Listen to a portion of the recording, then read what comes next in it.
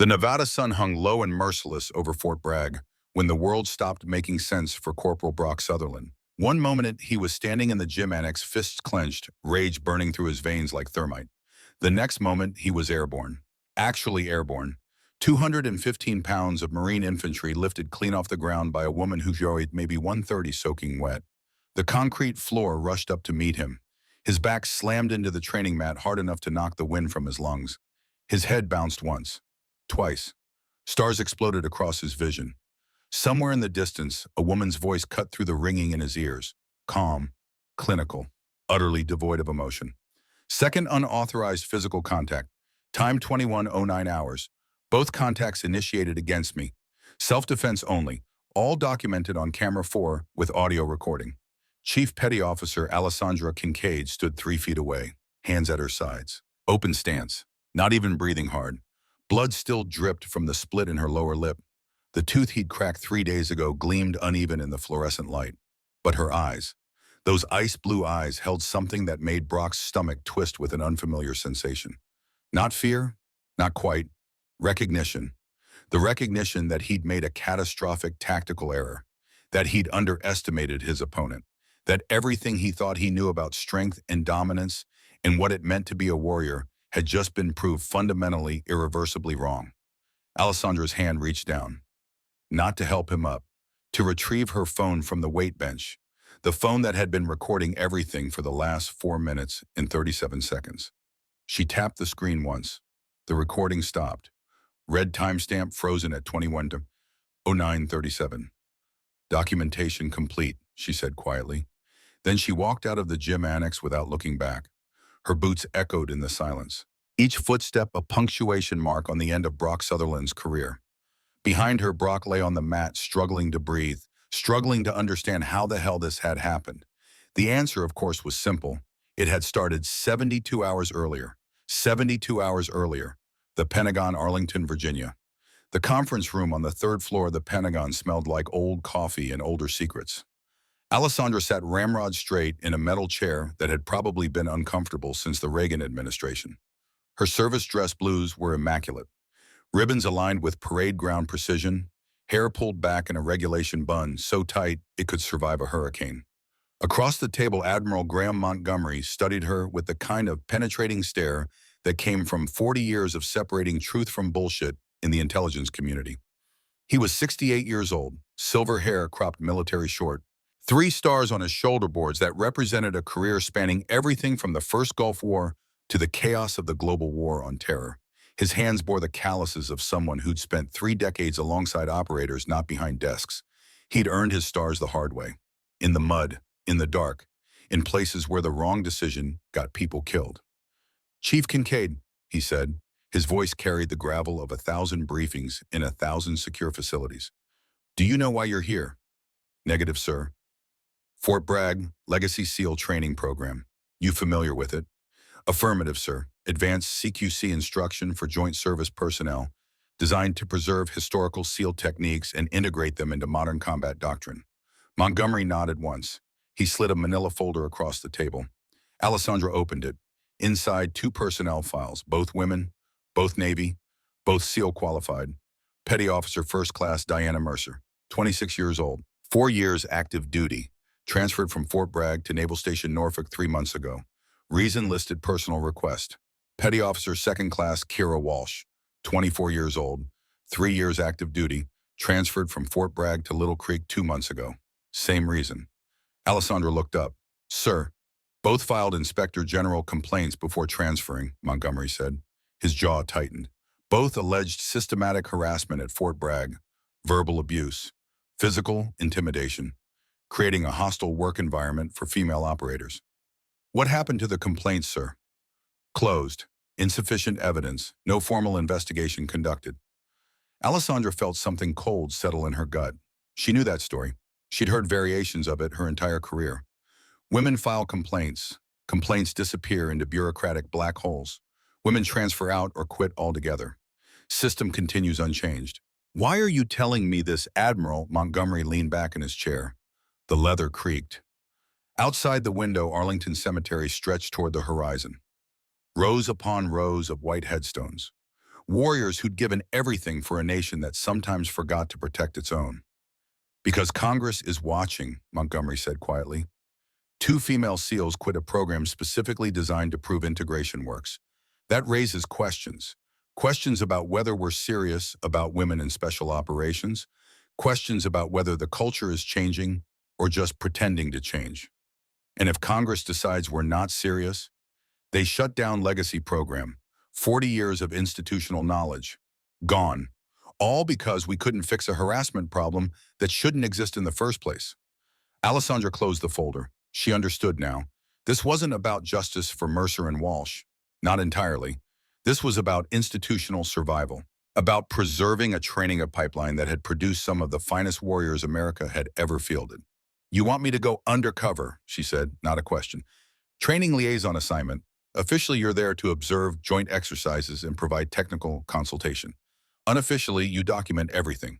Build a case so airtight that even the most skeptical IG investigator can't ignore it.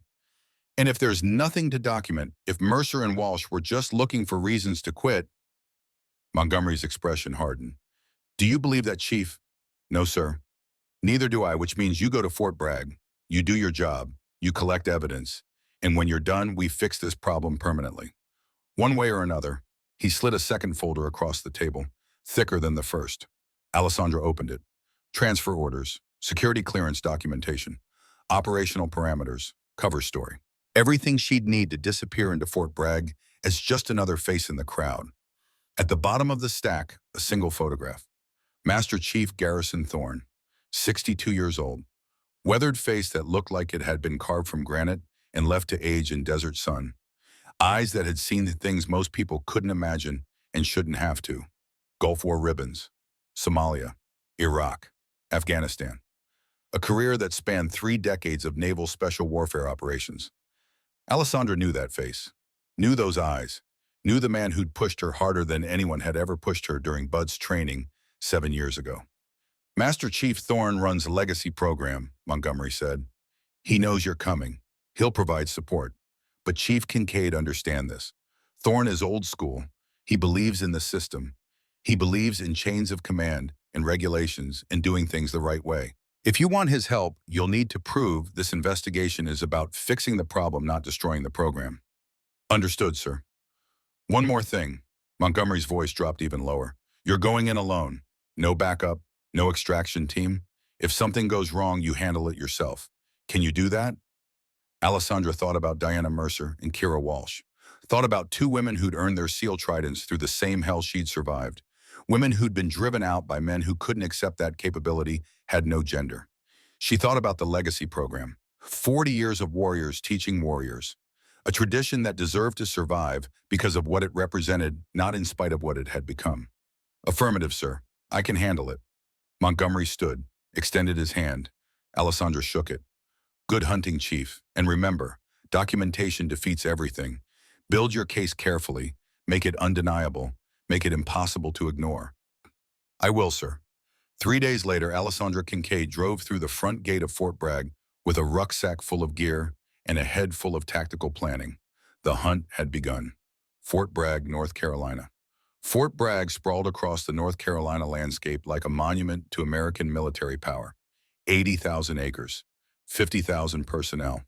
Home to the 82nd Airborne Division Special Operations Command and more classified units than most civilians could name.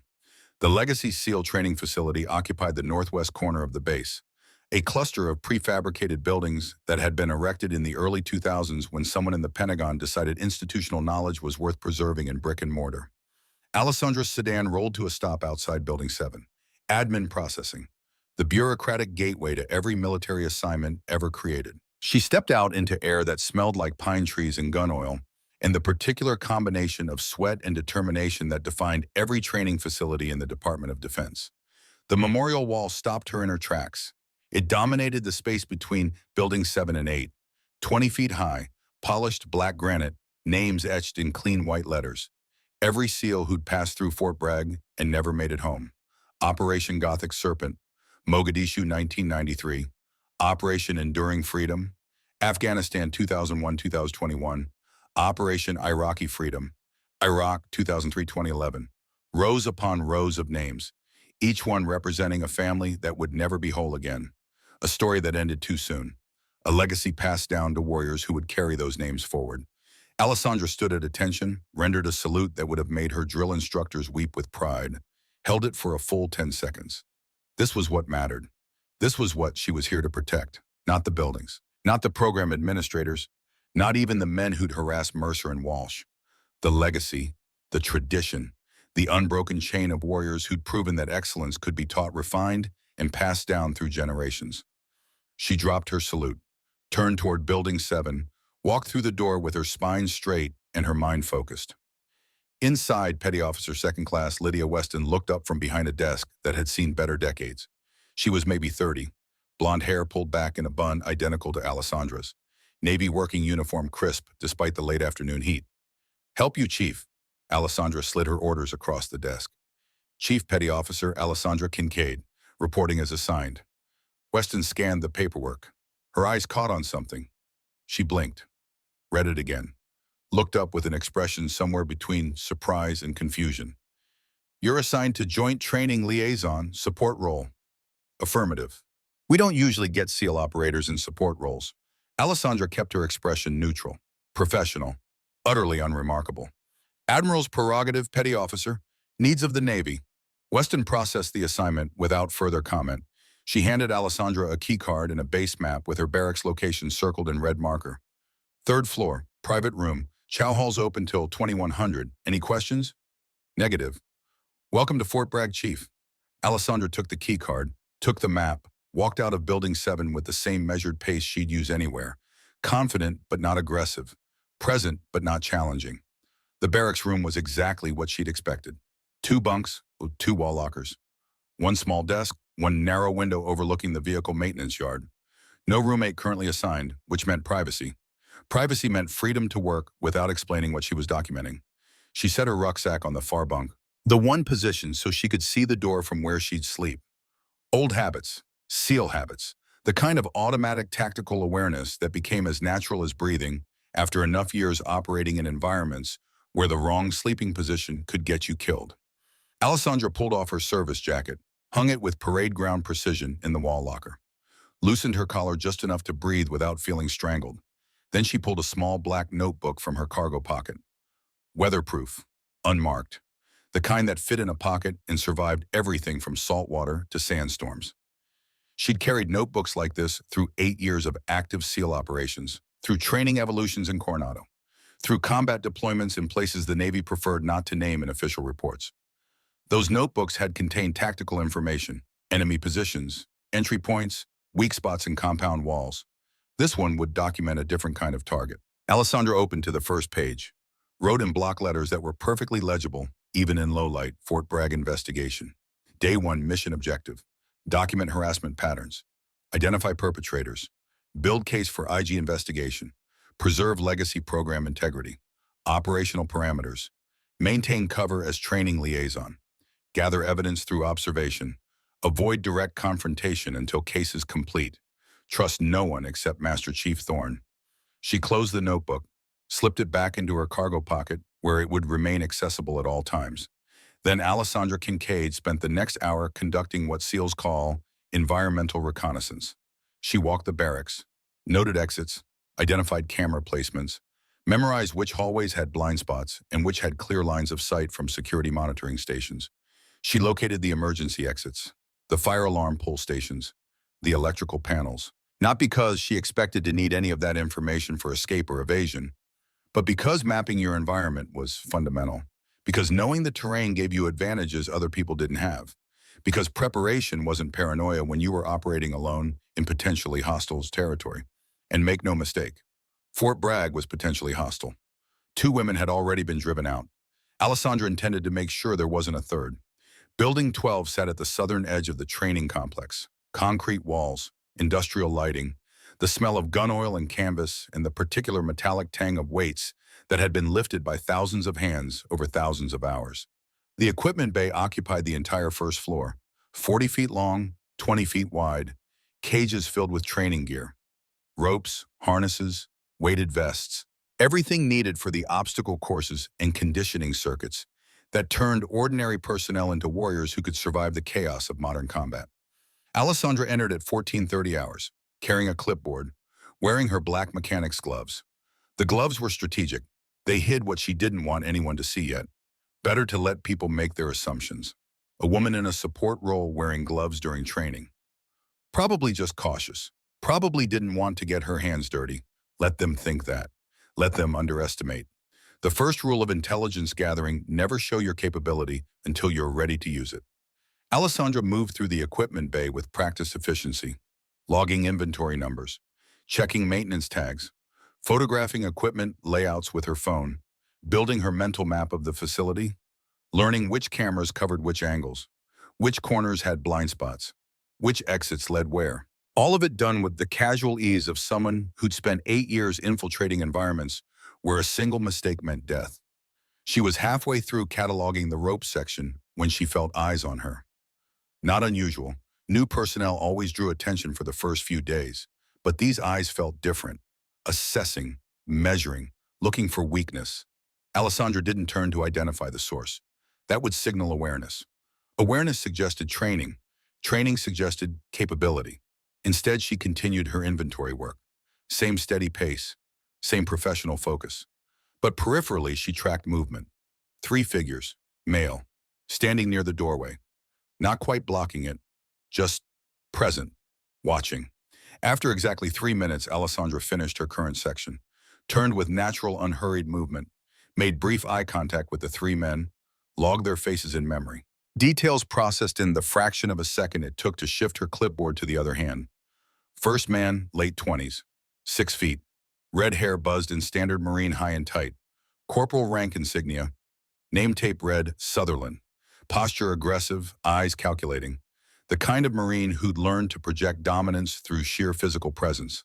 Second man, mid-20s, 5'11", brown hair, lance corporal, name tape Parish, follower body language. Deferred to Sutherland in the way he positioned himself slightly behind and to the left.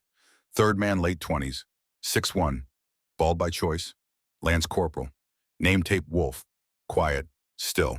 The kind of quiet that suggested either contemplation or complete absence of independent thought. Alessandra filed all of it away. Then she nodded once. Professional acknowledgement. Nothing more. Gentlemen, she turned back to her clipboard. Dismissal clear. Professional. Appropriate for someone who had work to do and no interest in casual conversation. Behind her, she heard movement, footsteps, coming closer. Equipment inventory. Sutherland's voice carried that particular tone of forced casualness that preceded confrontation. That's what they've got SEALs doing these days. Alessandra didn't turn, didn't acknowledge the provocation. Just continued marking her clipboard. Need something, Corporal. Just curious about the new training liaison. We don't usually get operators in admin roles. Admiral's prerogative. Needs of the Navy. Huh. Sutherland moved closer, now standing maybe 6 feet away, close enough to invade personal space without quite crossing into assault territory. Saw your trident tattoo in the chow hall. Right wrist. That real or just for show? Now Alessandra turned, met his eyes with the kind of level stare that gave away absolutely nothing. It's real. Combat deployments. 8 years active duty. Multiple overseas rotations. Anything else, Corporal? Something flickered in Sutherland's expression. Not quite hostility, not quite respect, just assessment. Like he was trying to reconcile the woman standing in front of him with whatever preconceptions he'd brought into the conversation. Just making conversation, Chief. Trying to be friendly. Appreciated, but I've got inventory to complete. She turned back to her clipboard. Final dismissal. Sutherland could take the hint or he could escalate. Either way, she'd document it. For a moment, nothing happened, just the ambient sound of the base. Distant vehicles, someone running a drill in one of the other buildings. The HVAC system cycling on with a mechanical groan. Then Sutherland spoke again. Quieter this time. Just loud enough for his companions to hear. Not quite loud enough to be formally confrontational. Admin SEAL with a clipboard, that's what passes for operators these days. No wonder the program's going to shit. Parrish snorted. Wolf just watched. Alessandra pulled out her notebook, wrote without looking up, 14:30 hours. Equipment bay. A. Corporal Sutherland. Verbal harassment indirect. Witnesses, LCPL Parrish, LCPL Wolf. No direct confrontation. Pattern monitoring advised. She finished writing, put the notebook away, continued her inventory as if nothing had happened. Behind her, the three Marines left, boots echoing on concrete, voices fading into the distance. Alessandra didn't watch them go, didn't need to. She'd gotten what she came for. Faces, names, behavioral patterns, the beginning of documentation. This was how it started. This was always how it started. The watching, the assessment, the testing to see if you'd react, if you'd show fear, if you'd give them the opening they needed to escalate. She'd seen it before. In training, in the fleet, in combat zones where women were supposed to be support personnel and nothing more. The difference was that this time she wasn't a junior sailor trying to survive. She was a chief petty officer with 8 years of SEAL operations behind her, with a black belt earned through 2,000 hours of training, with a mission from Naval Special Warfare Command itself. This time she was documenting everything. This time when they made their move, she'd be ready. Operations Office, Building 12. The Operations Office occupied the second floor of Building 12. Modern HVAC, actual insulation.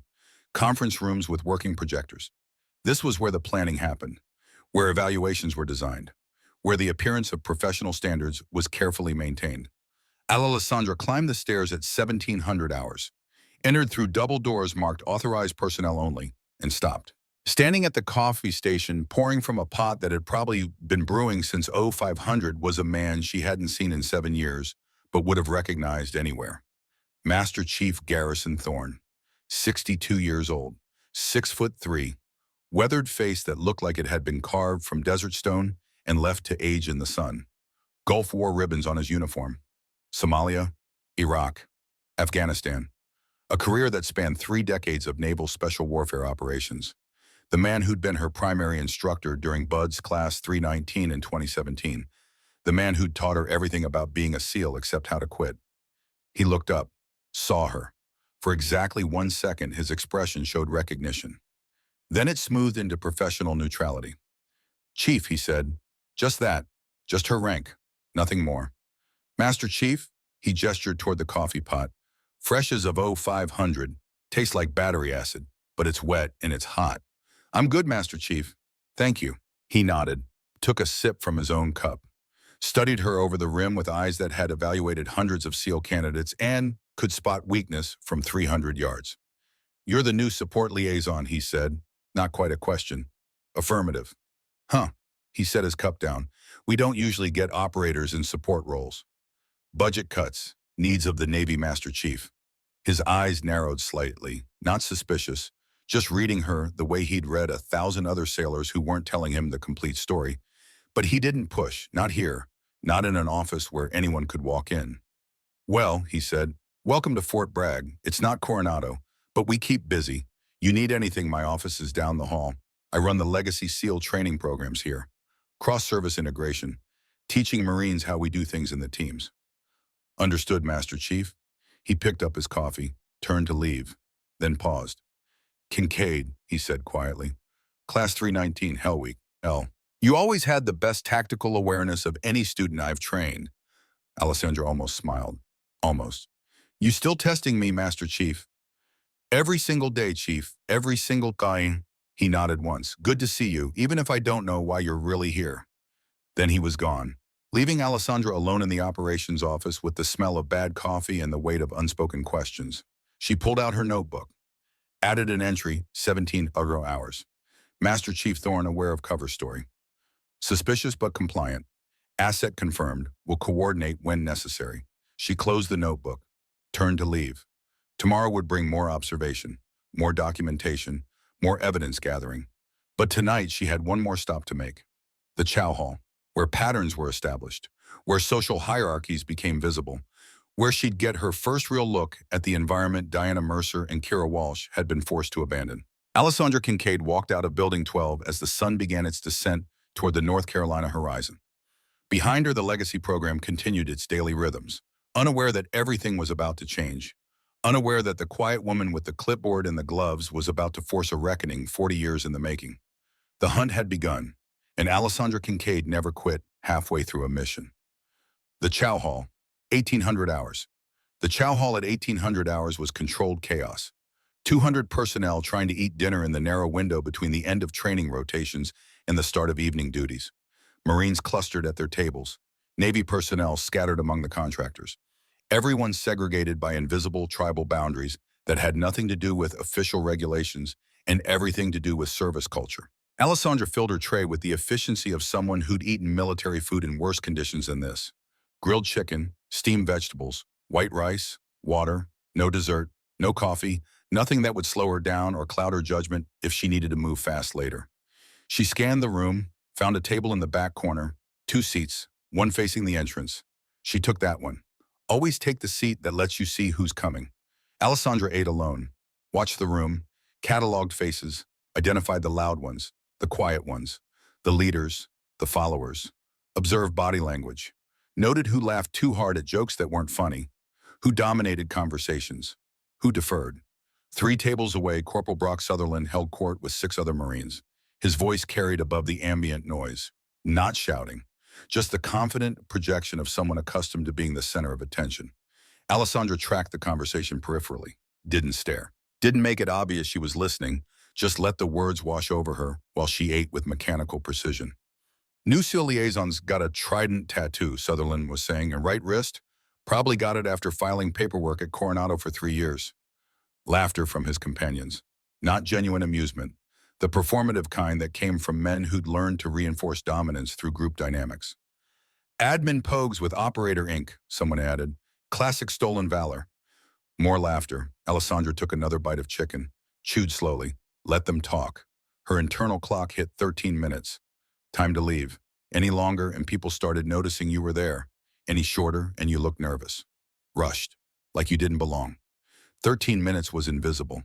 She stood, bust her tray, walked toward the exit with the same steady pace she'd use anywhere, and felt eyes on her, not just watching, assessing, measuring, looking for weakness in the way predators identify prey. She didn't turn to identify the source, didn't acknowledge the sensation crawling up her spine like static electricity, just walked out of the chow hall into the cooling North Carolina evening. Behind her, Sutherland's voice carried one last comment, just loud enough. Bet she's gone in 2 weeks, just like the others. Alessandra pulled out her notebook, logged it, 18:15 hours, chow hall, observed surveillance from Corporal Sutherland and associates, verbal harassment indirect. Reference to the others confirms pattern awareness. Subject knows previous females transferred, likely involved in their departure. She closed the notebook, walked back toward her barracks with the evening sun painting long shadows across the compound. Tomorrow would bring more observation, more documentation. But tonight, as she lay in her bunk, staring at the ceiling, Alessandra Kincaid knew one thing with absolute certainty. Corporal Brock Sutherland wasn't just a bully. He was a predator who'd successfully driven out 2 female SEALs before her, and he thought she'd be number 3. He was wrong. The South Corridor connected Building 12 to the barracks complex through 100 feet of concrete and fluorescent lighting, built in the early 2000s. Minimal maintenance since. The kind of utilitarian space that existed purely for function without any consideration for aesthetics. Alessandra walked through it at 17:45 hours, carrying her clipboard, wearing her black gloves, heading back from equipment inventory that had taken most of the afternoon. She was alone. The corridor was empty, just concrete walls and metal storage cabinets lining both sides and one dome camera at the far end that, according to maintenance logs, had been offline for 3 weeks. Alessandra had checked, verified, documented, and during her first day reconnaissance, she'd done something the maintenance logs wouldn't reflect. She'd fixed it, reconnected the power supply, repositioned the angle, made sure it captured the entire corridor. Nobody knew it was working again, nobody except her. She heard them before she saw them. 3 sets of footsteps, not trying to be quiet, not trying to hide, just matching her pace, getting closer. Alessandra didn't change her speed, didn't look back, just adjusted her path slightly, moved closer to the wall, closer to the storage cabinets, closer to the polished metal surfaces that would let her see what was coming without turning around.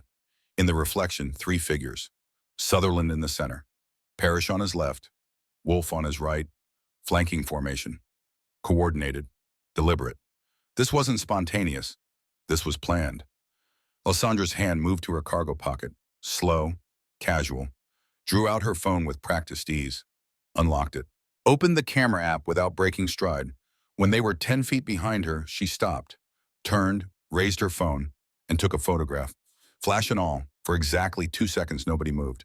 Then Sutherland lunged. Not a punch, not yet. Just a grab for the phone. Quick, aggressive, meant to intimidate. Alessandra stepped back, smooth, practiced, created distance, but Parrish was already moving. Coming from the side, his hand shot out, open palm, contact with her shoulder. Not a strike, a push, meant to rock her back, make her stumble. She redirected, let the force slide past, maintained her balance. Then Wolf grabbed for her arm, clumsy, panicked. He wasn't a fighter, just a follower who'd gotten caught up in momentum he didn't understand. Alessandra pulled her arm back, simple evasion, no technique required, and that's when Sutherland did it. He stepped forward, planted his rear leg, drove his hips up and forward. A kick, direct, brutal, meant for maximum impact. An upward kick that caught Alessandra square in the mouth. The sound was immediate, a crack like breaking hardwood. Her head snapped back. Blood sprayed across concrete. She dropped to one knee. Not from pain, from physics, from the sudden disruption of balance. When 215 pounds of force meets teeth and bone, momentum wins. Blood in her mouth, immediate, metallic, the taste of copper and rage. She touched her lower lip with two gloved fingers, brought them away red, felt with her tongue. The lower lateral incisor, fractured, not completely broken, just cracked from root to crown, the kind of damage that would hurt for weeks. Alessandra looked up at them. Sutherland stood there, breathing hard, adrenaline still firing, trying to look defiant, but his eyes showed something else. Uncertainty, the first edge of fear creeping in around his bravado. Parrish had gone pale. Wolf just stared. Nobody spoke. Alessandra rose slowly. One foot, then the other, stood straight, blood running down her chin, dripping onto her uniform. She raised her phone again, took another photo, this time of her own face, blood clearly visible, split lip, uneven tooth line, timestamp 1747 hours. Then she switched to the rear camera, photographed the ground, the blood spatter on concrete, distinct, undeniable. Finally she turned, touched the wall beside her, deliberately left a clear bloody fingerprint on the painted concrete. Photographed that too, all of it done in complete silence. No words, no accusations, just documentation. When she was finished, she looked at Sutherland. He opened his mouth, maybe to speak, maybe to threaten, maybe to apologize. She didn't wait to find out. Alessandra walked past them, steady pace, no running, no fear, just forward movement toward the quarter exit. Behind her, someone whispered something. She didn't catch the words. Didn't need to. She'd gotten what she came for. Evidence, documented, timestamped, photographed, and captured on the camera they didn't know was working. The sound of her boots on concrete echoed in the silence as she walked away from three Marines who were just beginning to realize what they'd done and what was coming next. Medical Bay, 18:05 hours. Hospital Corpsman First Class Fletcher Donovan had been stationed at Fort Bragg for 18 months, long enough to recognize the difference between an accident and something else. Chief Petty Officer Alessandra Kincaid entered at 18:05 hours. Alone, face partially obscured by blood that had started to dry in the corners of her mouth, lower lip swollen, moving with the kind of controlled precision that suggested she was managing pain through sheer force of will. Donovan looked up from his desk, saw her, stood immediately. "Chief, what happened?" Alessandra didn't answer right away. She pulled a folded piece of paper from her cargo pocket, set it on the desk, unfolded it to reveal three words written in neat block letters. Donovan processed that for exactly 1 second. Then he gestured toward the examination room. "Let me see." She followed him, sat on the examination table without being asked, tilted her head back when he brought over the portable light, opened her mouth when he needed to assess the damage. Professional, cooperative, completely silent. Donovan examined the injury with the methodical care of someone who understood that documentation mattered as much as treatment. Split lip, lower lateral incisor fractured from crown to root.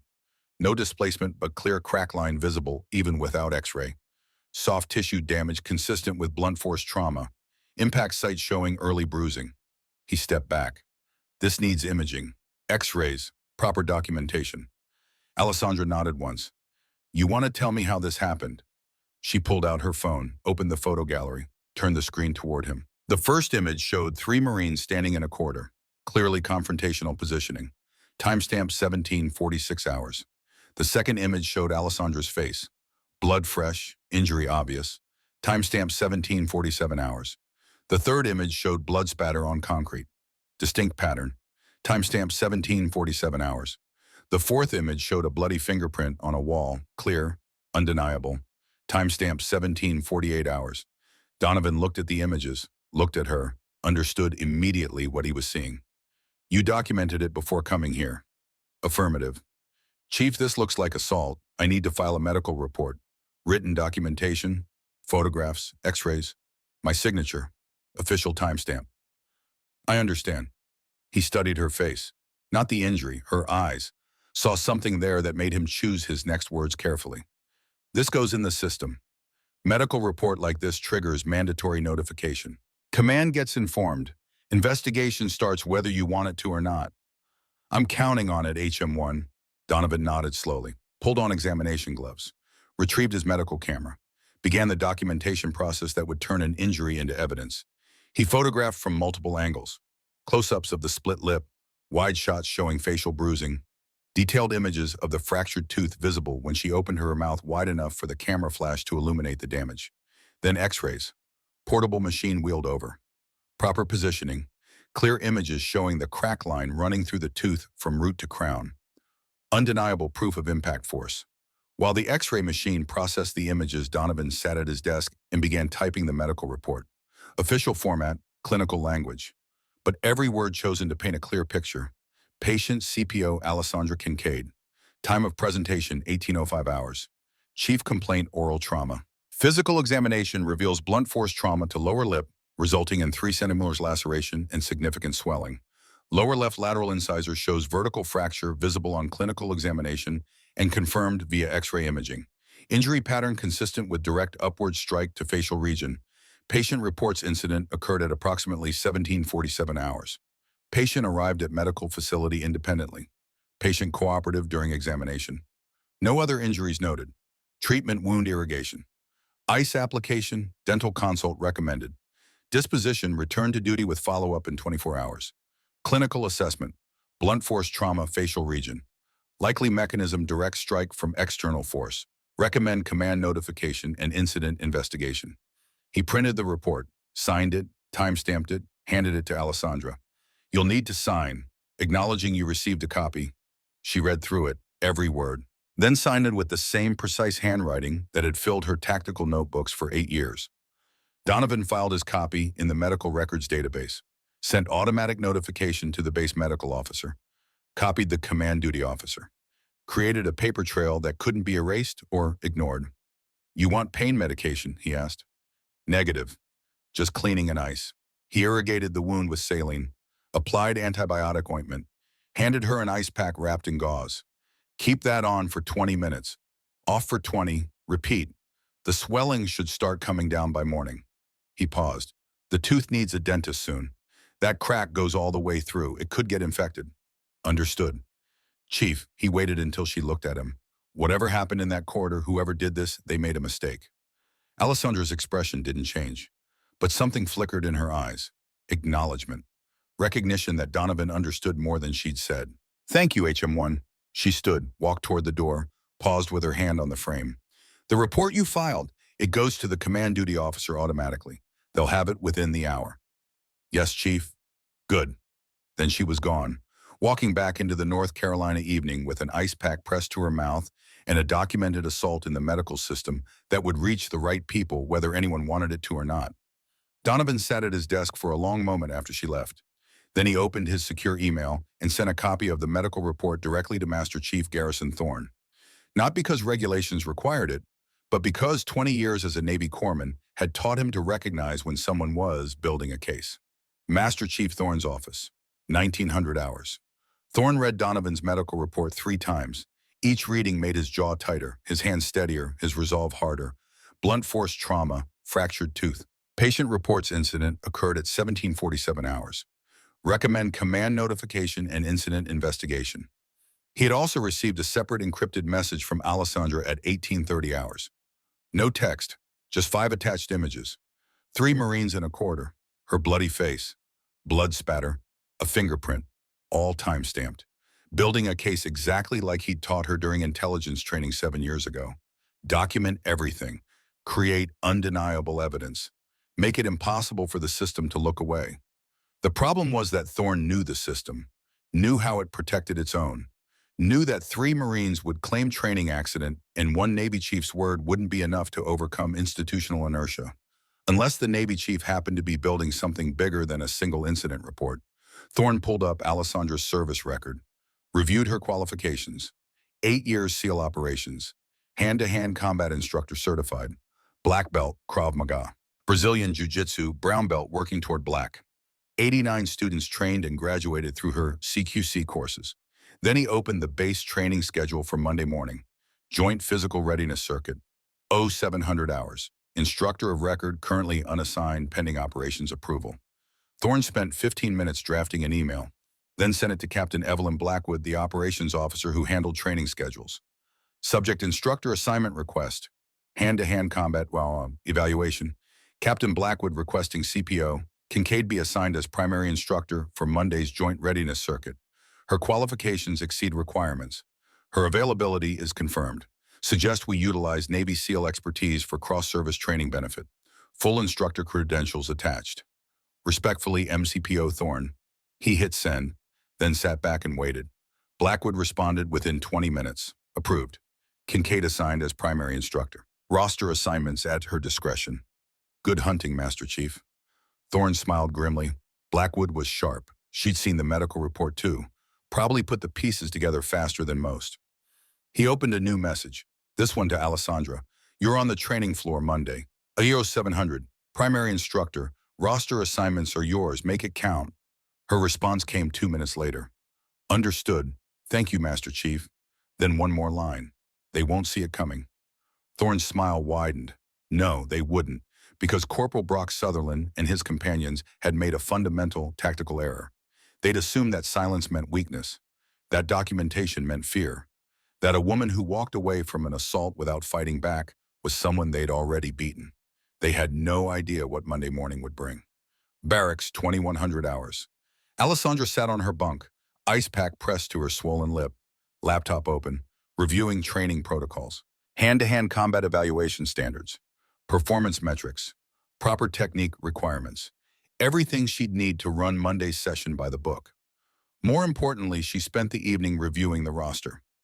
Joint Physical Readiness Circuit participants were divided into squads of 8, 4 squads total, 32 personnel, mixed Marines and Navy, random assignment under normal circumstances. But these weren't normal circumstances. And as primary instructor, roster assignments fell under her discretion. She opened the personnel database, searched 3 names: Corporal Brock Sutherland, Lance Corporal Quinn Parrish, Lance Corporal Dex Wolf, currently assigned to different squads based on the previous schedule. Alessandra reassigned them. Squad 1, all 3 together. First rotation, first station. Then she designed the stations. Station 1, weapon retention drill. Opponent attempts to strip training rifle from your grip. Requires proper hand placement, rotational control, muzzle discipline. Tests whether you understand leverage or just rely on strength. Station 2, ground control escape. Partner has you in modified mount position. Escape without giving up your back. Requires hip mobility, technical knowledge, staying calm under pressure. Station 3, standing clinch control. Opponent grabs your uniform. Establish control and create safe distance. Tests whether you can manage close quarters contact without panicking. All standard drills, all legitimate training exercises, all designed to expose technical weaknesses in people who relied on aggression instead of skill. Alessandra saved the roster, uploaded it to the training system, made it official. Then she went to the gym. The base weight room was nearly empty at 2100 hours. Just a few dedicated lifters and one contractor running on the treadmill with headphones blocking out the world. Alessandra wrapped her hands. Black cotton wraps that she'd used for 8 years, frayed at the edges but still functional. She worked the heavy bag for 40 minutes. Jabs, crosses, hooks, uppercuts. Each impact sent vibrations through her fractured tooth. Each jolt of pain sharpening her focus. This wasn't training. This was meditation. This was preparation. This was the mental work that separated people who talked about violence from people who could execute it when necessary. 60 rounds, 3 minutes each, 20-second rest between rounds. By the end, her lip had started bleeding again through the scab, but her mind was clear, focused, ready. She unwrapped, washed her hands, Without the gloves, her knuckles were fully visible, scarred from thousands of strikes, calloused from years of gripping weapons and climbing ropes and executing throws until the movements became muscle memory. Fighters' hands. Monday, everyone would see them. Saturday and Sunday. The weekend passed in careful preparation. Alessandra reviewed SEAL CQC training manuals, studied Brazilian Jiu-Jitsu escape techniques, watched instructional videos of weapon retention drills, built her case one documented hour at a time. She also spent time at the memorial wall, standing in front of those names, thinking about what legacy really meant. It wasn't about keeping people out. It was about bringing them up to standard, about preserving techniques that worked, about passing down knowledge earned through blood and sweat and sacrifice. That's what she was fighting for. Not herself, not even for Mercer and Walsh. For the 40 years of tradition those names represented. Thorne's private counsel. Saturday evening. Alessandra met Thorne outside Building 12 at 1900 hours Saturday. Away from cameras, away from ears. Walk with me, Chief. They walked the perimeter of the training complex in silence for 3 minutes. Finally, Thorne spoke. You know this isn't just about you, right? What do you mean, Master Chief? Thorne stopped, turned to face her. His expression was grave. Legacy program, 40 years of SEAL training, techniques refined since the Gulf War, institutional knowledge that doesn't exist anywhere else. He paused. Congress is watching. 2 female SEALs quit. If they decide we can't protect women in this program, they shut it down. All of it. Gone. Alessandra felt the weight of that settle over her like a lead blanket. So I'm not just investigating harassment. You're the test case for whether legacy program survives. If you can't succeed here, if the system can't protect you, then Congress concludes the culture is broken, and broken things get shut down. Admiral Montgomery mentioned congressional scrutiny. He didn't say, he probably didn't want you carrying that weight, but you need to know, this investigation isn't just about justice for you or Mercer or Walsh. It's about preserving something bigger. Alessandra was quiet for a long moment. Then the stakes just got higher. Considerably. Thorne studied her face. Can you handle that? I don't have a choice, Master Chief. If I fail, the program dies. If I quit, the program dies. The only option is to succeed. Then make Monday count. Show them what SEAL standards really mean. I will. They walked back in silence. But now Alessandra understood the full scope of her mission. This wasn't just about 3 Marines who couldn't accept women. This was about 40 years of warrior tradition hanging in the balance. And she was the only thing standing between preservation and extinction. Monday morning, 06:45 hours, the air carried that particular desert chill that promised heat later, but felt almost cold in the pre-dawn darkness. 50 personnel assembled outside the physical training complex in loose formation. Marines mostly, a handful of Navy. 2 contractors who'd been volunteered to participate because the training coordinator needed numbers. They stood in 4 rows, squad assignments already posted on the whiteboard near the entrance.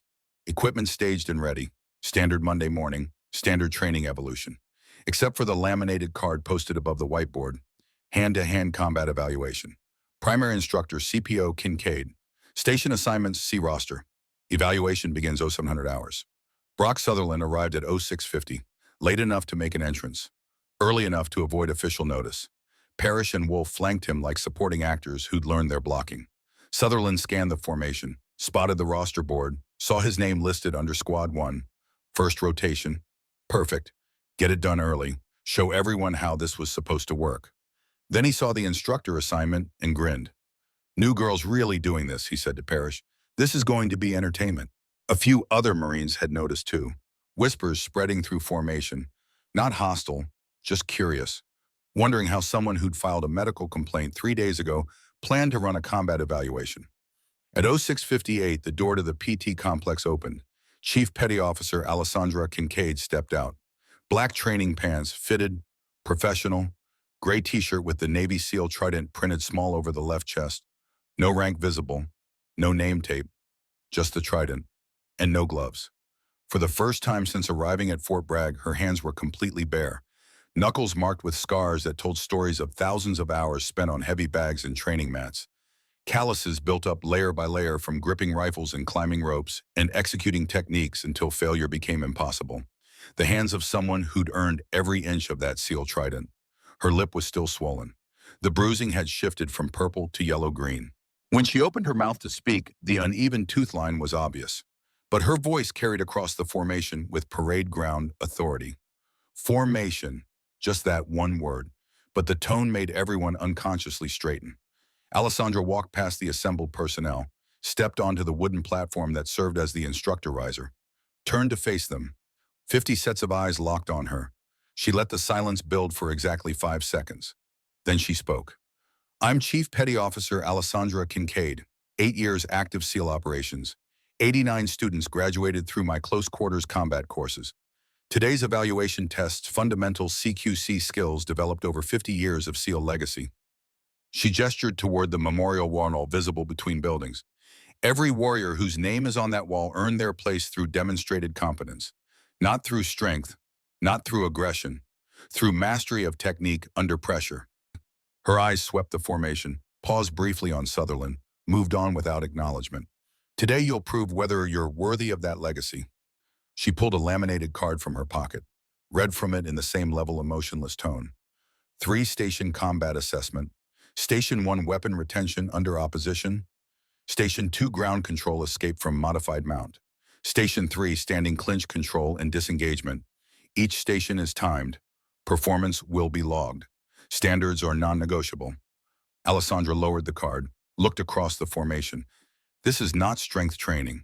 This is technical evaluation. Anyone who fails to demonstrate proper form will repeat the station until standards are met. Someone in the back row shifted weight. The sound carried in the early morning stillness. Alessandra's eyes found him, held his gaze for 2 seconds. He went motionless. She pointed at the whiteboard. Squad assignments are posted. Station rotations are fixed. You will move when instructed. You will execute techniques as demonstrated. You will maintain safety protocols at all times. Pause. Questions. Silence. Outstanding. Squad 1 report to Station 1. Remaining squads observe from designated positions. She stepped off the platform, walked toward the first station, didn't look back to see if they followed. Didn't need to. Squad 1 moved toward Station 1. 8 personnel, Sutherland, Parrish, and Wolfe among them. Alessandra stood at the station, 2 training rifles already positioned. Foam barrels weighted to approximate real weapons but safe for contact drills. Weapon retention, she announced. Her voice carried to all 4 squads. Opponent attempts to strip the rifle from your grip. Your objective: maintain control using proper hand placement and rotational technique. She picked up one of the training rifles, held it in standard ready position. Demonstrate proper grip. She showed them. Support hand on the forward grip, firing hand on the pistol grip, thumb positioned over the selector, elbows tucked, weight balanced. When someone attempts to strip your weapon, your instinct will be to pull back. That's wrong. Pulling back creates a strength competition. She gestured to one of the Squad 1 members who wasn't Sutherland. Private First Class Morrison, built like a linebacker, 220 at least. Morrison attempted to strip the rifle from my hands. Morrison stepped forward, grabbed the barrel, pulled hard. Alessandra didn't pull back. She rotated, turned the barrel toward his thumbs, his weakest grip point, stepped back at an angle, created leverage that had nothing to do with strength and everything to do with geometry. Morrison's grip broke. The rifle stayed in Alessandra's hands. Rotation beats strength, angle beats mass. She handed the rifle to Morrison. Your turn. Sutherland, you're his opponent. Sutherland stepped forward, grinned, grabbed the barrel when Morrison presented the weapon. Morrison pulled straight back, just hauled on it with raw strength. Sutherland was stronger. He ripped the rifle free in 3 seconds. Alessandra's voice cut through the morning air like a blade. Improper technique. 0 retention. Failure. She marked something on her clipboard. Reset. Morrison, do it correctly this time. Rotate the barrel toward his thumbs. Step back at an angle. Morrison tried again. Better this time. Not perfect, but functional. Sutherland still got the rifle, but it took longer. Marginal, Alessandra noted. Passing but needs refinement. She looked at Sutherland. Your turn. Parrish is your opponent. Sutherland took the rifle, presented it in what he probably thought was proper ready position. But his elbows were flared, his support hand too far back, his weight too far forward. Parrish grabbed the barrel, pulled. Sutherland just muscled it, yanked back hard enough to make Parrish stumble. Alessandra's pen moved across her clipboard. Improper form, no rotational control, failure. Sutherland turned. I kept the weapon. You pulled straight back. In a real scenario, your opponent redirects your force. You lose the weapon and potentially your life. That's a failure. She gestured to the next pair. Reset, next team. For the next 20 minutes, Squad 1 rotated through Station 1. Some passed, most needed correction. A few failed completely and had to repeat. Alessandra logged every performance, every technical flaw, every moment of proper form, and every breakdown in discipline. When Squad 1 finished Station 1, they moved to Station 2, ground control escape. This one was worse for them. Most had never trained proper escapes. They thrashed, they used strength, they made fundamental errors that any trained grappler would recognize. Alessandra corrected every mistake, demonstrated proper technique, made them repeat until they either got it right or proved they couldn't. Sutherland was particularly bad. Flat on his back under his partner's mount, he just tried to bench press the other man off him. Pure strength, zero technique. Improper escape mechanics, Alessandra noted.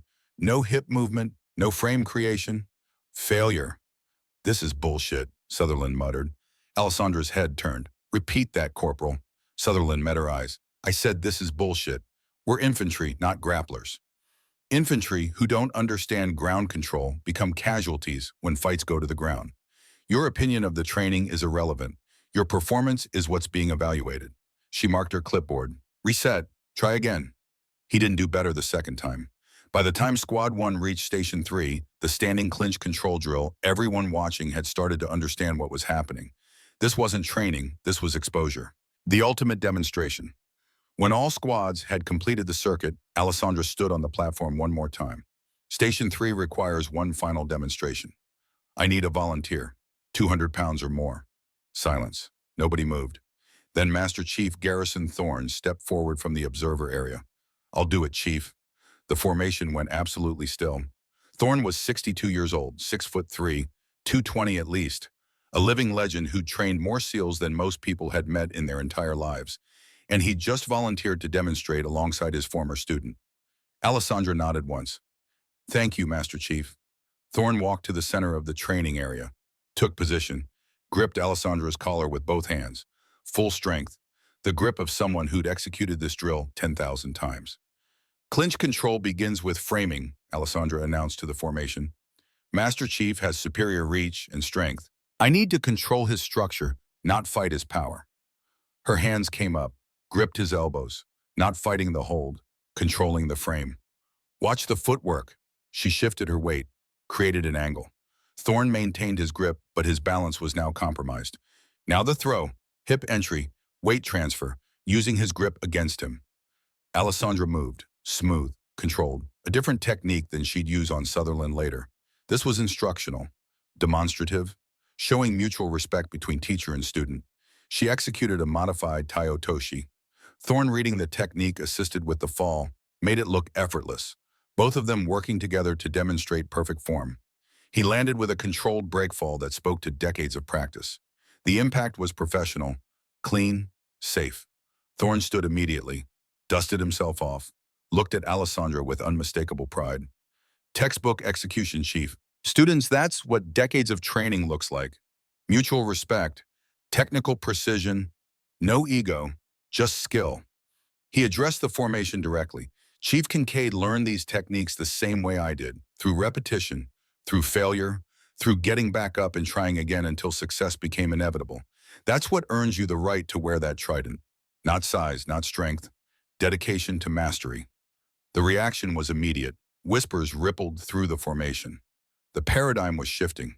If Master Chief Thorne, living legend, executed throws alongside a female chief demonstrating mutual capability, then maybe the old assumptions were wrong. Maybe skill actually mattered more than strength. Maybe they'd been wrong about everything. Alessandra helped Thorne to his feet. Thank you, Master Chief. Thank you, Chief. Well executed. She turned back to the formation. Circuit complete. Evaluations logged. Performance reports will be filed with command by 1200 hours today. Those who failed standards have 48 hours to request remedial training. Dismissed. The formation broke. Personnel scattered toward the barracks, toward Chow, toward anywhere that wasn't under Alessandra's level stare.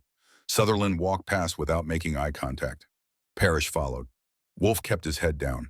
As they left, one of the observing Marines, a corporal from Squad 3, approached Alessandra hesitantly. "Chief, can I ask a question?" "Affirmative." "Where'd you learn those techniques?" "Brazilian Jiu-Jitsu, 8 years training, brown belt, 2,000 hours documented mat time, SEAL CQC instructor course. Same curriculum as Master Chief Thorne." The Marine's eyes widened. "And you've actually deployed combat operations. 8 years active duty, multiple rotations. Details are classified." "Understood, Chief, thank you." He walked away. But Alessandra heard him say to his buddy, "Dude, she's not admin. She's an actual operator." The word would spread. By lunch, everyone would know. By dinner, Alessandra Kincaid wouldn't be new girl anymore. She'd be something else entirely. She gathered her clipboard, her notes, her documentation of every failure, every technical gap, every moment where ego exceeded capability. Then she walked back toward the admin building to file her report. Behind her, Thorne stood near the equipment bay entrance. He'd watched the entire evolution, seen every moment. He caught her eye as she walked past, nodded once. She returned it. No words needed. They both knew what Monday morning had accomplished. And they both knew what would come next. Because men like Brock Sutherland didn't learn from embarrassment.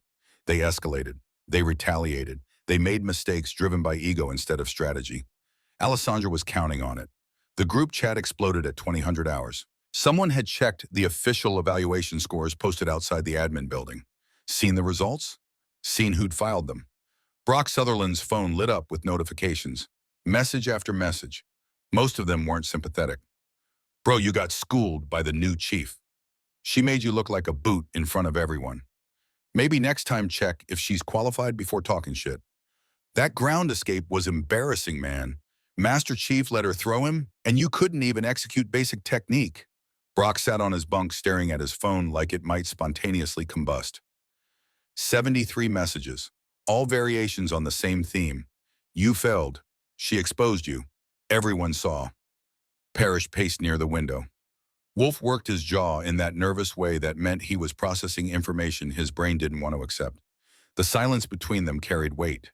The kind that builds when men realize they've miscalculated badly and don't want to admit it out loud. "She set us up," Brock finally said, voice low, controlled.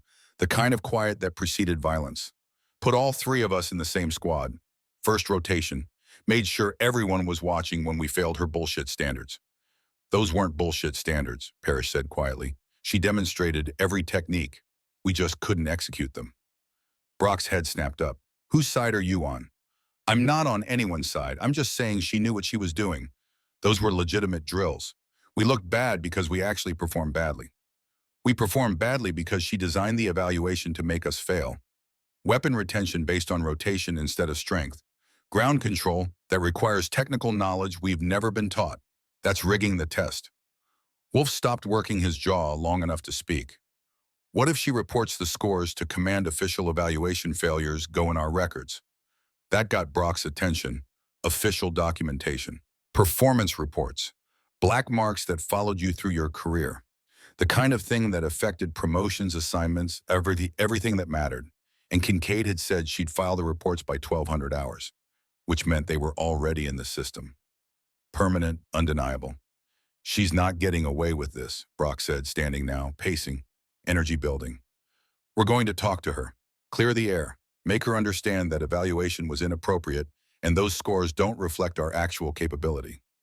"Talk to her," Parrish repeated flatly, "like we talked to her Friday in the corridor." That was different. That was heat of the moment. This is professional. We approach her, explain the situation, request she reconsider the evaluation parameters. And if she says no, Brock's jaw tightened. She won't, because she knows what happens if she pushes this. Parrish looked at his phone, pulled up the base directory, found Alessandra's official Navy email. Standard military communication channel. Professional. Appropriate. "You really think this is a good idea?" "I think it's the only idea. Those scores get withdrawn or we make our case directly." Brock grabbed Parrish's phone, typed quickly. "Subject evaluation discussion. Request Chief Kincaid Squad 1 request meeting to discuss this morning's evaluation parameters. Concerns regarding assessment methodology and scoring criteria. Available tonight, 2100 hours. Gym Annex. Respectfully, Corporal Sutherland." He hit send before Parrish could object. "There, professional communication. Official channels. She can't claim harassment when we're following proper procedure." Parrish looked skeptical. What if she brings someone with her, another instructor? Master Chief Thorne. Then we have a professional discussion with multiple parties present. Either way, those scores don't get filed without us having our say. What Brock didn't understand, what he couldn't see, because ego blocked his vision, was that Alessandra had been waiting for exactly this message. Waiting for them to commit to a time, a place, a meeting that she could prepare for and document and turn into the final piece of evidence that would make their careers implode. Alessandra read the email at 20:15 hours, sitting at her desk, filing her evaluation reports exactly as promised. Every performance logged, every failure documented, every technical gap noted in clinical objective language that couldn't be disputed. Squad 1 station, 1 weapon retention drill. Corporal Sutherland demonstrated improper grip mechanics, 0 rotational control, and failure to maintain muzzle discipline. Performance rating unsatisfactory. Remedial training required. Squad 1 station 2 ground control escape. Corporal Sutherland demonstrated no hip mobility, improper frame creation, and reliance on strength over technique. Performance rating unsatisfactory. Remedial training required. Squad 1 station 3 standing clinch control.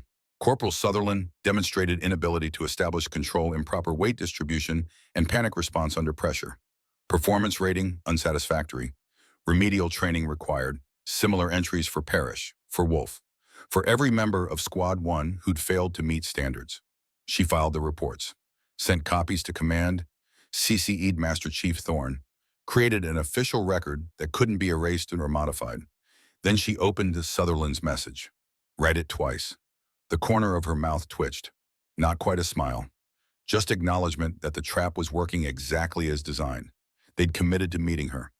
Gym Annex, 2100 hours, 3 of them, 1 of her. No official witnesses. Perfect. She typed her response. Corporal Sutherland, I will meet you at the Gym Annex at 2100 hours as requested. Come prepared to discuss specific technical deficiencies noted during evaluation. Respectfully, Chief Kincaid. Professional, appropriate, giving them exactly what they'd asked for while setting conditions they didn't understand. Then she sent a second message, this one to Master Chief Thorne. Meeting scheduled tonight, 2100 hours, Gym Annex, Sutherland Parish Wolf. They requested discussion of evaluation scores. I accepted. Recommend you monitor security feed. Do not intervene unless I signal or serious injury appears imminent. I need this documented. Thorne's response came within minutes. Understood, I'll be watching. But Chief, if things go sideways, I'm coming in. No arguments. Alessandra smiled at that, Thorne being Thorne, protective of his students even when they were fully qualified operators. Acknowledge, Master Chief, but they won't go sideways. Everything is proceeding exactly as planned. She closed her laptop. Check the time. 23 hours. 37 minutes until the meeting. Time to prepare the battlefield. Brock's barracks room. 30 minutes before the scheduled meeting. Quinn Parrish stood near the window looking at the photo on his phone. His younger brother. Marine Private Danny Parrish. 20 years old in the picture. Bright smile. Dress blues. Taken 2 weeks before deployment. KIA Afghanistan 2019. Killed covering his squad's retreat when their convoy hit an IED. You ready? Brock's voice cut through his thoughts. Quinn looked up. Brock and Wolf were already moving toward the door. Combat utilities. Hard expressions. The body language of men preparing for confrontation. I'm not going. Brock stopped. Turned. What? I said I'm not going. Parrish, we talked about this. We're settling this. Making her understand. Making her understand what that we can't handle being evaluated by someone better than us. Quinn's voice was quiet, steady. She ran that evaluation by the book, Brock. Demonstrated every technique. We failed because we don't know the material. That's on us. She set us up. She did her job. We didn't do ours.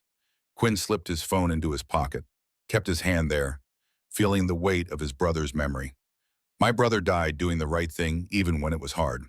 I'm not dishonoring his memory by assaulting a superior officer because my ego can't handle being wrong. Brock's face flushed. So you're abandoning your brothers just like that? You're not my brothers. Quinn's voice was firm now, final. Danny was my brother, and he'd tell me the same thing I'm telling you now. Walk away, apologize, be better. Silence filled the room like water filling a sinking ship. Wolf shifted uncomfortably. Maybe Quinn's right, Brock. This feels— Shut up, Brock snapped. He turned back to Quinn. You're done here. Transfer request goes in tomorrow. I don't want you in my unit. Already submitted it this afternoon, Corporal. Effective immediately upon approval. Quinn walked toward the door, paused with his hand on the frame, looked back one last time. My brother gave his life saving people. I won't throw mine away hurting someone who's doing her job. That's the difference between us. He walked out, left Brock and Wolf standing in the suddenly empty room. Left behind whatever friendship they'd thought they had. Did the right thing even when it was hard. Just like Danny would have. Behind him, Brock stood frozen for 10 seconds. Then he grabbed his jacket. Fine, we don't need him. Let's go. Wolf hesitated. Brock, maybe we should. Are you with me or not? Wolf looked at the door Quinn had just exited through, looked at Brock, made his choice. I'm with you. They left together, 2 instead of 3. The trap had just gotten more dangerous, more desperate, more likely to end exactly the way Alessandra had planned. The gym annex was separate from the main fitness center, smaller, older, used mostly for specialized training that needed space away from the standard weight room chaos. Alessandra entered at 20:50 hours, 10 minutes early, gave herself time to set final conditions. 4 dome cameras positioned throughout the space. She'd mapped them all during her day 1 reconnaissance. 3 were standard visual-only surveillance, fixed positions, predictable coverage gaps near the equipment storage and in the corners.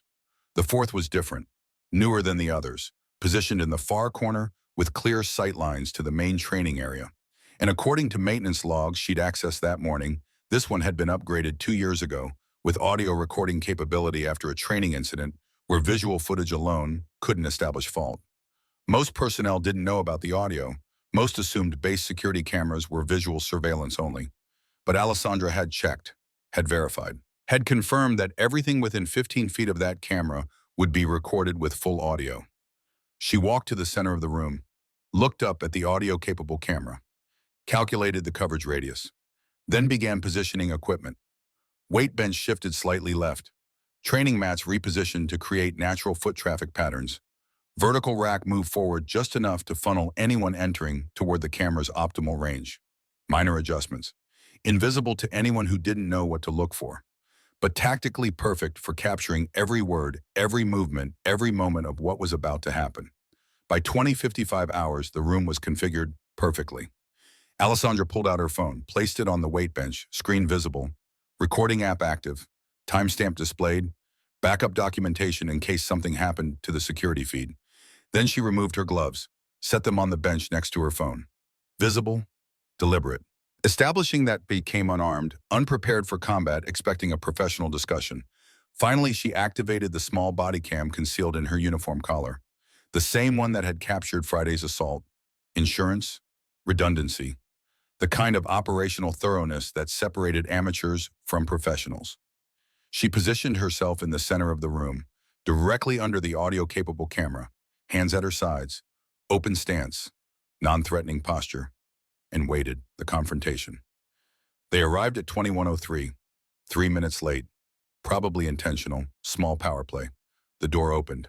Brock entered first, but only Wolf followed. Alessandra's internal threat assessment recalculated immediately, 2 instead of 3. Parrish had refused. That changed the dynamics, made them less confident, more desperate, more dangerous. Brock stopped 10 feet away, far enough to maintain distance, close enough to be confrontational. Chief Kincaid, he said, tone professional, but the edge underneath was clear. Thanks for meeting us. Corporal, she kept her voice level, calm. You wanted to discuss this morning's evaluation. That's right, we have concerns, specifically about the methodology. The techniques you were testing for aren't standard infantry training. Expecting us to perform at the level of specialists who've had years of martial arts instruction isn't reasonable. The techniques tested are fundamental close-quarters combat skills.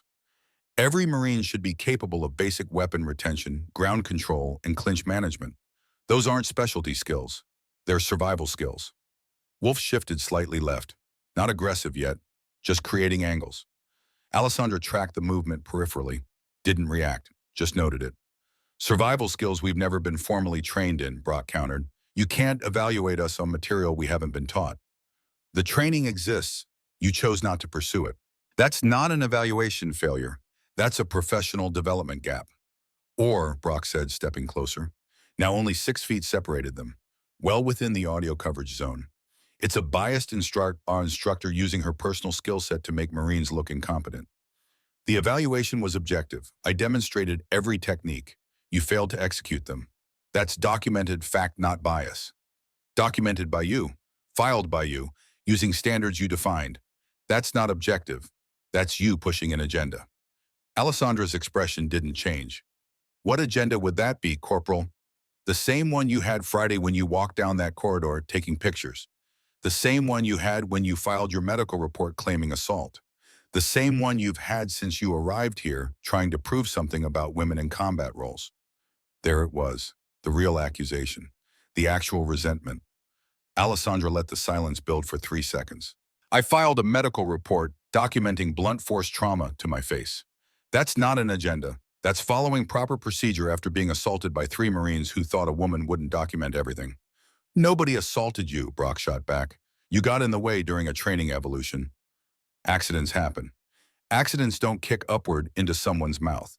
Accidents don't fracture teeth. Accidents don't result in 3 men surrounding 1 woman in an isolated corridor. There were no cameras because nothing happened that needed. The camera was working. Alessandra's voice was ice. I fixed it day 1 during equipment inventory. Every second of Friday's assault is documented. Video and audio. Your kick. My blood. Everything. Brock's face went pale. You're lying. Security footage server timestamp full resolution, asked Master Chief Thorne. He reviewed it Saturday morning. The color drained further from Brock's face. In the security office, 2 buildings away, Thorne watched the confrontation unfold on his monitor. Saw the moment Brock realized the camera he'd thought was broken had captured everything. Saw the desperation replace calculation. Those evaluation scores don't get filed, Brock said, voice rising, control slipping. You withdraw them. You admit the testing methodology was flawed. You stop this crusade before it costs all of us our careers. The scores are already filed. They were submitted at 1200 hours as promised. They're in the official system, copied to command, documented and permanent. Brock's jaw clenched. Then you unfile them. You submit a correction. You make this go away. I don't falsify documentation. This isn't about documentation. Brock's voice cracked. This is about you using your position to punish Marines who didn't treat you like you're special. I don't require special treatment. I require competence. You demonstrated neither. That broke something in him. Whatever restraint had been holding back the aggression finally snapped. You embarrassed us, he said quietly, dangerously, in front of everyone, made us look weak, incompetent. You are incompetent at those specific skills. That's what the evaluation revealed. Shut your mouth. Corporal Sutherland, this conversation is being recorded. Every word you're saying is documenting hostile. He moved, quick, aggressive, closing the final distance between them. Wolf reached out, grabbed Alessandra's shoulder. Not a strike, a shove, meant to push her back, establish dominance. Alessandra moved with the force, redirected it. Her hand came up, simple wrist control, rotated Wolf's grip, guided his momentum past her. Basic technique. Wolf stumbled forward, off balance, not hurt, just controlled. Alessandra's voice rang out clear, loud enough for the microphone to capture every syllable. First unauthorized physical contact. Time 21:07 hours, documented on camera 4 with audio recording. Wolf recovered, stepped back, looked at Brock with panic in his eyes. Brock, we should leave, now. But Brock wasn't listening anymore, wasn't thinking, just reacting. All the humiliation of the morning evaluation, all the rage at being exposed, all the resentment at a woman proving she was better, all of it channeled into pure aggression. He rushed from behind, trying to grab her, control her arms, end this before she documented anything else. This was the moment, the critical decision point. Alessandra felt him coming, heard his footsteps, read his approach in the shadow shifting across the mat. She dropped her hips, rotated under his center line. But this wasn't the instructional throw she demonstrated with Thorne that morning. This wasn't mutual respect between teacher and student. This was Ogoshi executed at combat speed. Full commitment. The way it was designed to be used when your life depended on stopping an attacker. Brock's momentum plus Alessandra's rotation equaled catastrophic imbalance. He went airborne. Not the controlled demonstration fall Thorne had executed. This was real, unassisted. The natural result of technique meeting aggression. Brock flipped completely, suspended in air for 8/10 of a second that felt like eternity. Then gravity took over. He crashed onto his back. The mat absorbed some impact, but not enough. Air exploded from his lungs. His head bounced once against the padding. Not hard enough for serious injury, just hard enough to stun. Alessandra stepped back immediately, hands visible, open stance. Non-threatening posture, despite having just thrown a man who outweighed her by 85 pounds. Second unauthorized physical contact, she said clearly, projecting toward the camera. Both contacts initiated against me. Both responded to with minimum necessary force. No strikes delivered. Self-defense only. All documented on camera 4 with audio recording. Timestamp 21:07 through 21:09 hours. In his office, Thorne watched Brock struggling to breathe on the monitor. Watched Wolf frozen in panic. Watched Alessandra standing calm and controlled in the center of the room. Perfect documentation. Perfect execution. Perfect evidence. He stood, walked toward the gym. Not running, just moving with purpose. The aftermath. The door opened 30 seconds later. Master Chief Garrison Thorne entered, unhurried, professional, like he'd been nearby and heard a commotion worth checking. He surveyed the scene.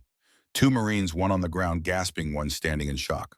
One chief standing calmly with her hands visible and her phone still recording. "Evening, Chief," he said mildly. "Everything okay here?" "Affirmative, Master Chief." 2 personnel initiated unauthorized physical contact. I responded with defensive techniques only. No injuries sustained. All participants conscious. All events captured on security camera 4 with audio. Thorne walked to the corner, looked up at the camera, noted the angle, the coverage zone, the red recording light that confirmed active surveillance.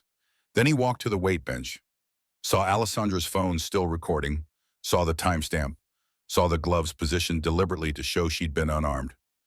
"Thorough, Chief. Complete documentation, Master Chief."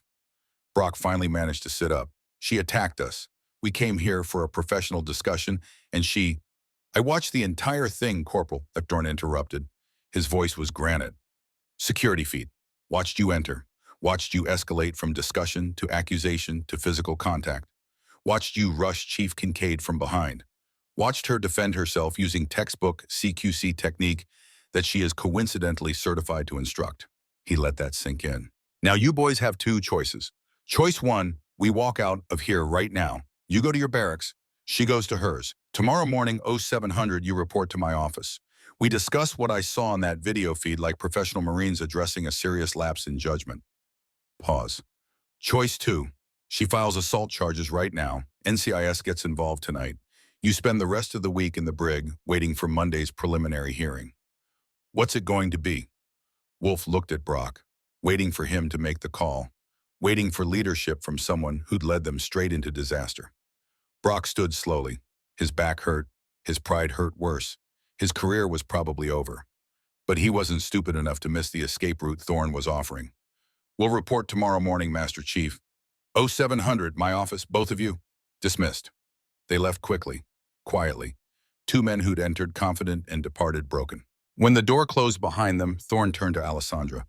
"You planned every second of that. I documented every second of that, Master Chief. There's a difference. Camera coverage, phone recording, positioned equipment to funnel them into the right spot. That's tactical preparation, not just documentation. Is there a regulation against being prepared?" He almost smiled. "No, Chief, there is not." He picked up her gloves from the bench, handed them to her. "You okay?" "Affirmative. No contact, landed clean, no injuries sustained. Tooth still hurts, but functional." Thorne looked at her for a long moment. "You know this doesn't end here. The video shows them initiating contact, shows you defending yourself, but there'll be people who say you provoked it. Set them up. Let them say it. The evidence speaks for itself. Evidence isn't always enough. Then I'll make sure there's more evidence than anyone can ignore." He nodded. "Tomorrow morning when those 2 report to my office, I'm recommending formal investigation. NCIS, JAG, the whole apparatus. You ready for that?" "I've been ready since Friday, Master Chief." "I know you have." He paused. "You did it right, stayed calm, defended without excessive force, documented everything. You taught me well, Master Chief. You were always the best student at applying lessons beyond their original context." He moved toward the door. "Get some rest, Chief. Tomorrow's going to be busy." After he left, Alessandra stood alone in the gym for 3 more minutes, reviewing the encounter, checking for errors, finding none. She'd given them every opportunity to make the professional choice, every chance to walk away. They'd refused every single one. Now the evidence was overwhelming. Medical documentation from Friday, evaluation failures from Monday morning, video and audio from tonight showing them initiating assault against a superior NCO. 3 separate incidents, 3 different forms of documentation, 3 pieces of a case that couldn't be dismissed. She gathered her phone, her gloves, walked back to her barracks through the North Carolina night. Tomorrow would bring consequences. But tonight, Alessandra Kincaid allowed herself a moment of quiet satisfaction. NCIS investigation. Tuesday morning, Special Agent Victoria Sterling arrived at Fort Bragg at 0630 hours. 42 years old, 20 years NCIS. Sharp eyes that had seen enough military crime to know the difference between legitimate complaints and fabricated grievances. She'd reviewed Alessandra's evidence package during the helicopter flight from Norfolk. Body cam footage from Friday, crystal clear video of Brock's upward kick, the crack of impact, blood spray. Alessandra's calm documentation. Repaired security camera footage from the South Corridor, the camera they'd thought was broken, but that Alessandra had quietly fixed. Every moment captured. Medical report from HM1 Donovan. X-rays showing tooth fracture. Clinical assessment recommending investigation. Training evaluation scores. Every failure documented with timestamps and objective criteria. Security footage from Monday night. Full audio. Every word of the confrontation. Every moment of the assault. Alessandra's perfect defensive response. By the time the helicopter touched down, Sterling had one thought. This is the most professionally documented assault case I've ever seen. She entered the conference room at 0700 sharp. Master Chief Thorne was already there. Lieutenant Commander Hayes from JAG, Captain Evelyn Blackwood, the base operations officer. Master Chief, Sterling said, "Where's Chief Kincaid?"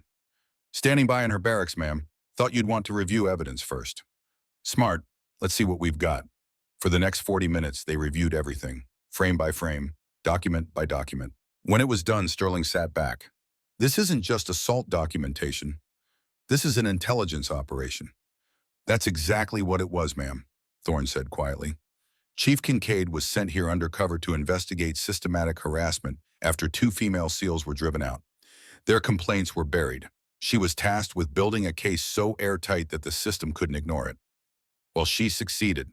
Sterling looked at Hayes. "From a JAG perspective, what are we looking at?" Hayes opened his folder. "For Sutherland, assault on a superior non-commissioned officer. Article 128 UCMJ, enhanced by pattern of aggression and premeditation. This isn't heat of the moment. This is calculated harassment that escalated to violence twice. Recommended disposition? Court-martial, bad conduct, discharge minimum. Given the severity and repetition, possibly brig time." And Wolf. Article 15. He participated in both assaults but in a follower capacity. Reduction in rank. Forfeiture of pay. Reassignment. "What about Parrish? He was there Friday." "Witness testimony," Hayes said. "He refused to participate Monday night. Made the right choice when it mattered. No charges recommended." Sterling nodded. "Bring in Sutherland and Wolf."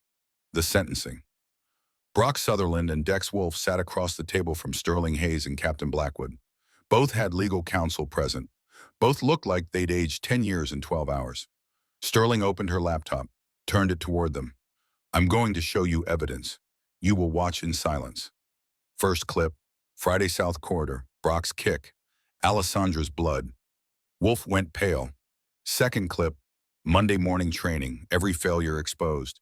Third clip, Monday night gym, full audio, every threat, every escalation, both assaults, Alessandra's defensive responses. When it finished, silence filled the room. Hayes spoke first. "Corporal Sutherland, do you dispute any aspect of what's shown in these videos?" Brock's voice was barely audible. "No, sir." "Do you wish to make a statement?" "No, sir." Hayes opened his folder. "For the record, NCIS is initiating formal investigation into multiple incidents of assault against Chief Petty Officer Alessandra Kincaid. You have the right to legal representation which has been provided. Anything you say can and will be used in court-martial proceedings. Do you understand, Bao?" "Yes, sir." Sterling leaned forward. "Corporal Sutherland, you're looking at court-martial for assault on a superior NCO. Enhanced charges due to pattern of aggression. You will be confined to base pending trial. You will surrender your Liberty card. You will have no contact with the Chief Kincaid or any witnesses. Violation results in immediate brig time. Clear. Yes, ma'am. She turned to Wolf. Lance Corporal Wolf, Article 15 proceedings. Reduction in rank. Forfeiture of pay. Same restrictions. Clear. Yes, ma'am. Dismissed to your legal counsel. They left. Two careers disintegrating in real time. After they were gone, Sterling looked at Blackwood. Captain, where's Chief Kincaid? Adjacent conference room, ma'am. Bring her in. The meeting, Alessandra entered in full service, dress blues, ribbons aligned perfectly, bearing professional. She stood at attention until Sterling gestured to a chair. At ease, Chief, have a seat. Alessandra sat, hands folded, expression neutral. Sterling studied her for a long moment. Chief Kincaid, I've been doing this job for 20 years. I've seen a lot of assault cases. She paused. I have never seen anything as thoroughly documented as what you provided. Body cam, medical reports, security footage, audio recording. You built this case like a professional intelligence operative. Thank you, ma'am. That wasn't a compliment. That was an observation. Sterling leaned forward.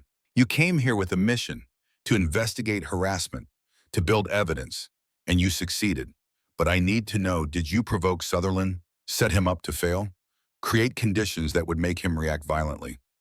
Alessandra met her eyes without flinching. No, ma'am. I provided fair evaluation based on legitimate SEAL CQC standards. I demonstrated every technique before testing. Corporal Sutherland failed because he lacked technical competence, not because the test was rigged. And Friday's assault, I was conducting routine inventory. They chose to confront me. I photographed them for documentation. They chose to escalate to violence. And Monday night, they requested a meeting via official email. I accepted. I positioned myself where security cameras could capture everything because I anticipated they might become hostile. When they initiated contact, I responded with minimum necessary force and ensured all evidence was preserved. Sterling sat back. So you're saying you didn't provoke anything? You just prepared for what you knew was coming? Correct, ma'am. I assessed the threat, I took precautions, and when they made their move, I was ready. Sterling looked at Hayes. JAG assessment? Chief Kincaid's actions are textbook defensive documentation, ma'am. She didn't create the harassment, she exposed it. Sterling nodded. Chief, off the record, woman to woman, how did you know they'd come after you? Alessandra allowed herself a small smile. Because I read the case files on Petty Officers Mercer and Walsh. Both described the same pattern. Verbal harassment, social isolation, escalating intimidation. And when they filed complaints, the system buried them. So I knew if I came here, the same thing would happen to me, unless I documented everything so thoroughly that the system couldn't ignore it. Sterling shook her head, impressed despite herself. Outstanding work, Chief. Your mission is complete. Thank you, ma'am. What's next for you? I have another assignment, ma'am. Different base, similar issues. Sterling smiled. Then they'd better watch out. Thursday evening, circles closed. Alessandra's laptop chimed at 1900 hours. Encrypted email. She opened it. From PO1 Diana Mercer, subject. Thank you, Chief Kincaid. I heard about the investigation at Fort Bragg. I heard about Sutherland's court-martial. I heard that someone finally made the system work. When I filed my complaint 18 months ago, I thought I was doing the right thing. When they closed it without even interviewing me, I thought I'd failed. That maybe I was wrong, that maybe I wasn't tough enough for this. Knowing that you finished what Kira and I couldn't, it changes everything. Not just for us, for every woman who comes after. You proved it wasn't us, it was them. And that matters more than I can say. Thank you for not quitting. Fair winds. Diana. Alessandra read it twice. Then opened the second email that had arrived simultaneously. From PO2 Kira Walsh, subject, you did it. Chief Diana forwarded me the NCIS report. Henshaw's under investigation. Sutherland's done. The program survived. I spent 6 months thinking I should have fought harder, should have documented better, should have been stronger. You showed me it wasn't about strength. It was about patience, strategy, building a case they couldn't ignore. I'm back in training now, different base, different unit, but I'm back because you proved it was possible. SEALs don't quit. You reminded me what that means. Kira. Alessandra closed the laptop, looked out the window at Fort Bragg spread across the North Carolina landscape. Two women who'd left believing they'd failed. Now back, fighting, surviving. That mattered more than any court-martial. Her phone buzzed. Text from Admiral Montgomery. Legacy program survives IG investigation. Congress satisfied. 40 years of SEAL tradition secured. Well done, Chief. Report Monday for next assignment. Alessandra allowed herself a rare smile. Mission complete, all of it. The investigation, the justice, the preservation of something bigger than any individual. 40 years of tradition, saved not through violence, not through complaints, through documentation, through patience, through forcing the system to work even when it didn't want to. Formation, goodbye. Friday morning. The formation was voluntary. Nobody had ordered it. Word had just spread that Chief Petty Officer Alessandra Kincaid was departing Fort Bragg at 0900 hours, and personnel who wanted to pay respects could form up at the vehicle yard. 63 people showed up, Marines, sailors, contractors, not everyone, but enough. Alessandra stood in full dress uniform, Navy service, dress blues, ribbons displayed in perfect alignment, and centered above them all the SEAL trident. Master Chief Thorne called formation to attention. The investigation had concluded. Sutherland had accepted a court-martial plea agreement, bad conduct discharge, reduction to E1, 60 days confinement. Wolf had taken Article 15, rank reduction, forfeiture of pay, reassignment. Lieutenant Colonel Henshaw, retired, was under IG investigation for suppressing harassment complaints. His pension suspended. Quinn Parrish had been granted his transfer request with commendation for refusing to participate in the Monday night assault. And Alessandra had completed her mission. Thorne had asked if she wanted to say anything. She'd agreed. She stepped forward, looked across the faces watching her. When I arrived at Fort Bragg, some of you thought I was just another admin liaison, someone who'd file papers and disappear. She paused. 3 Marines made that assumption. They tested me, harassed me, eventually assaulted me. They thought silence meant I was weak. Her eyes swept the formation. They were wrong. Some nods. Recognition. I didn't come here to prove women can fight. I came here to prove something else, that patience defeats aggression, that evidence defeats lying, that the system can work when someone forces it to. She looked directly at the female personnel in the second row. 2 Marines, 1 sailor. To the women here, they'll test you. They'll push you. They'll wait for you to react emotionally so they can call you weak. Don't give them that. Build your evidence. 1 photo, 1 timestamp, 1 witness statement at a time. Make your case so strong they can't ignore it. Pause. To the men here, the woman standing next to you earned her place the same way you did. Through pain, through failure, through getting back up. When you assume she's weak, you make yourself vulnerable. When you respect capability regardless of who delivers it, you make your unit stronger. She straightened. Thank you for your time. Fair winds and following seas. Thorne called attention. The formation snapped too. He saluted. Alessandra returned it. Then Private First Class Jennifer Hayes stepped forward. Chief, permission to speak. Alessandra nodded. Granted. I just wanted to say thank you for showing us it's possible, for proving the system works when someone makes it work, for not quitting. You're welcome, Private. Don't quit either. I won't, Chief, I promise. Hayes stepped back, but her eyes stayed on Alessandra with something that looked like hope.